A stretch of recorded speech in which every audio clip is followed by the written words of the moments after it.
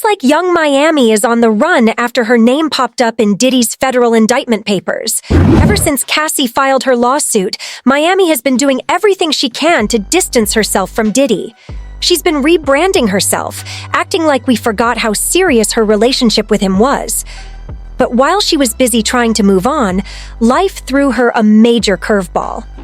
Diddy just got indicted on federal charges by a grand jury, and the rumor mill is buzzing with claims that she's heavily implicated in the case, especially regarding some explicit bedroom activities that involved baby oil, if you catch the drift.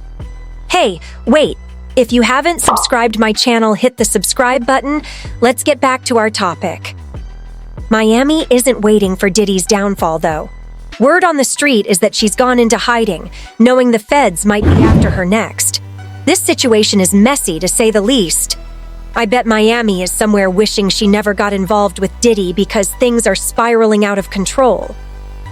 Before Diddy's legal troubles exploded, Miami used to brag that she was never going to leave him, saying she'd always be his ride or die. But it looks like she's gotten into something way over her head. Her name keeps coming up in Diddy's lawsuits, and the icing on the cake? Her past statements are coming back to haunt her, making things worse for her legally. It's like her own words are tying her to Diddy's alleged crimes. If you are still Diddy's fan after these allegations, comment yes, and if not, comment no. Take Cassie's lawsuit, for example. She alleged that Diddy used to pimp her out and employed madams to bring in S-workers and other women for what he called freak-offs. Now, the federal indictment against Diddy echoes these same claims, presented to the grand jury. According to court papers, Combs and members of his enterprise used their power and status to intimidate, lure, and trap women in his orbit, often under the guise of offering romantic relationships. It goes on to say that Diddy would allegedly use force, threats, and coercion to compel these women into participating in lengthy S-acts with male S-workers, referring to them as freak-offs. These freak-offs were supposedly a regular occurrence, sometimes lasting several days and involving multiple women. Diddy allegedly provided drugs during these freak-offs to keep the women under control sometimes without them even knowing. Even worse, Diddy is said to have secretly filmed these encounters, keeping the tapes for himself. Afterward, he'd give IV fluids to the women to help them recover from the physical exhaustion and drug use. When all of this hit the news, fans started connecting the dots, and many began speculating that YungMiami could have been involved in helping organize these freak-offs. Though there's no concrete evidence linking her directly, Miami's behavior in the past raises suspicions. A couple of years ago, she got into a heated exchange with Gina Hoon, one of Diddy's other rumored love interests, which some people say sounded like a reference to a freak-off.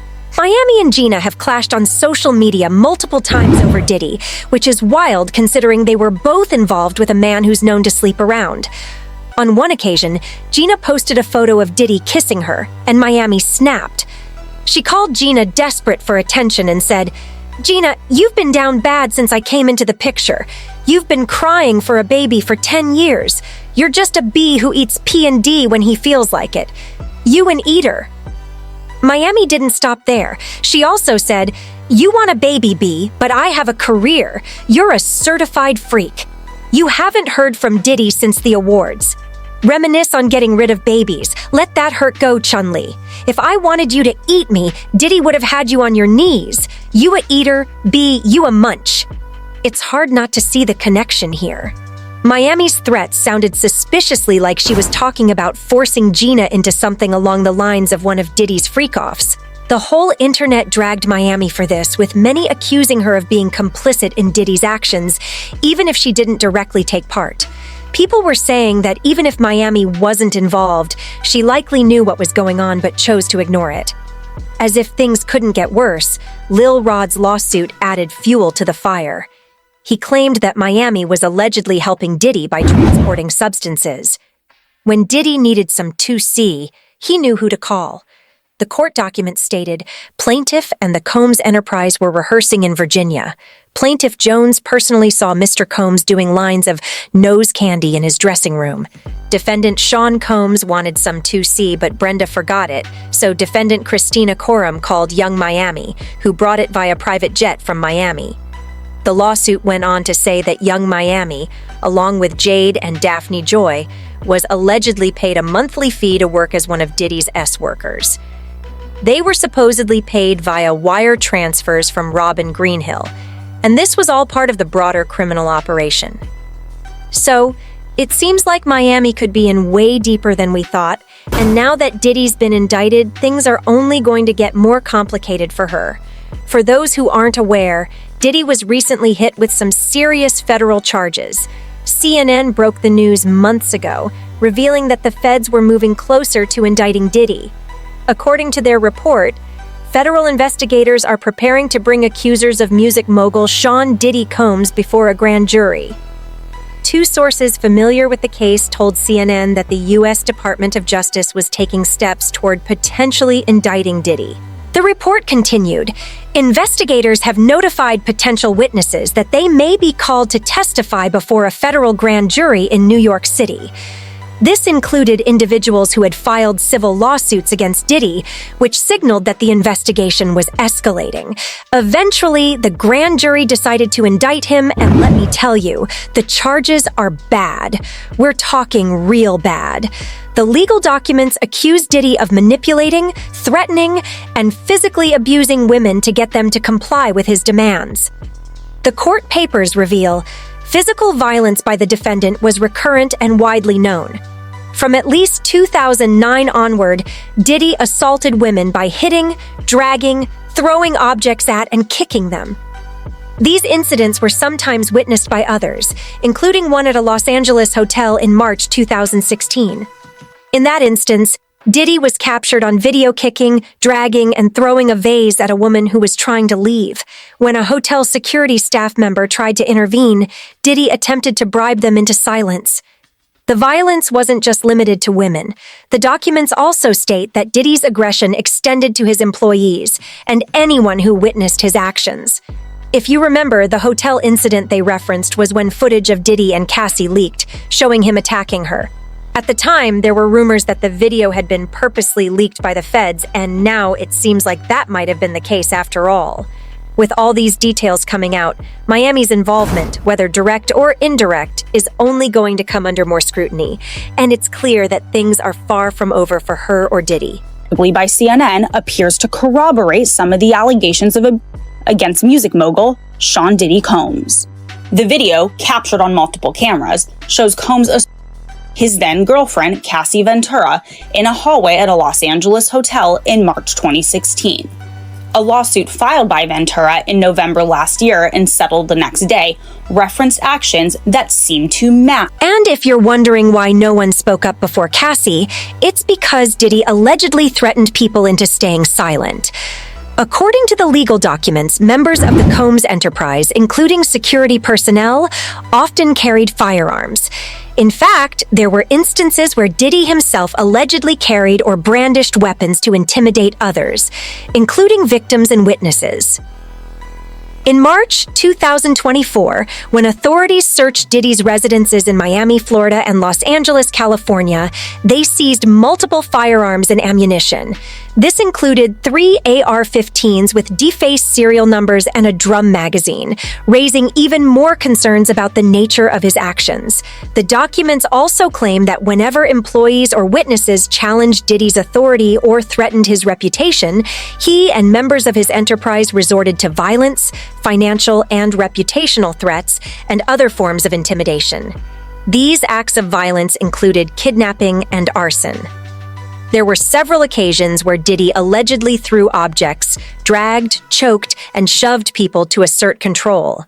To put this all into perspective, a high-profile PR specialist broke down just how serious the charges against Diddy are. This is the extreme of what we see in our investigations, our takedown investigations on True Blue with, predators who come into our stings. This guy is the ultimate groomer, according to this indictment, allegedly, if all these allegations are true.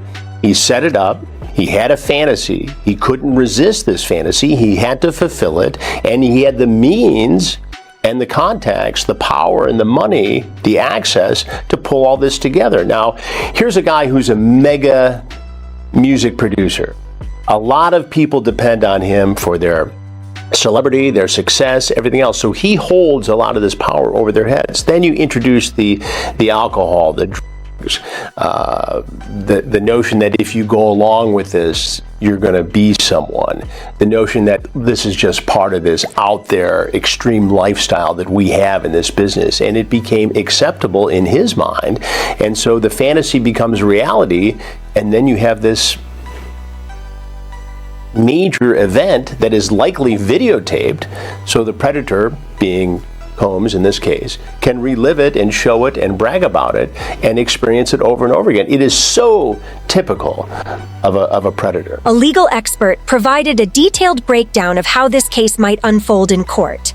They explained the potential challenges Diddy could face and what legal strategies might come into play as the charges against him are pursued. The government generally, approaches these individuals. They say, hey, listen, you can either be on, the defendant's side of the case, which we'll be more than happy to add you to this racketeering charge, or you can be on the state side or government side of the case, and we would give you immunity for X, Y, Z. Why you saw different things coming about. The lawyer also disclosed that many individuals who were once involved in Diddy's questionable activities have now turned against him and are cooperating with federal authorities. My understanding is that there was a lot of individuals that were involved. And I think by looking at the indictment and seeing that only Sean Combs is the only defendant currently, who knows if that increases and it gets superseded with a different indictment. But currently there's only one defendant. My guess is that all of those individuals that could have been co-defendants or could have been co-conspirators or could have been involved in a RICO case have flipped on Sean Combs, and they're getting some sort of immunity. Now we have to wonder if YungMiami could be one of the people who flipped on Diddy because, let's be real, that man was out of control. The documents also gave us a glimpse of just how wild Diddy could get, mentioning that the feds seized around 1,000 bottles of baby oil from his home. The streets are buzzing, saying that Diddy and YungMiami allegedly used some of that baby oil during their private sessions. Considering how close they were and all the freak-off rumors, it's no shock people are speculating that Miami might have gone into hiding to distance herself from all this mess. Her reputation is already hanging by a thread, and if she gets pulled in any deeper, it's going to be game over for her. Fans were quick to react with some commenting, "Diddy had 1,000 bottles of baby oil and lube?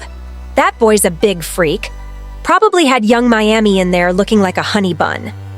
Another fan joked, "YungMiami being a baby oil bottle girl is insane."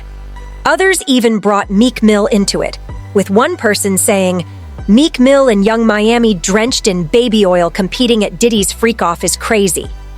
And the fact that the feds disclosed seizing 1,000 bottles of baby oil from Diddy's mansion just adds to the chaos. Like, where's the endorsement deal, bro? You didn't just buy all that for 3 years of freaky parties, did you? Anyway, let me know your thoughts in the comments and make sure to check out the next video.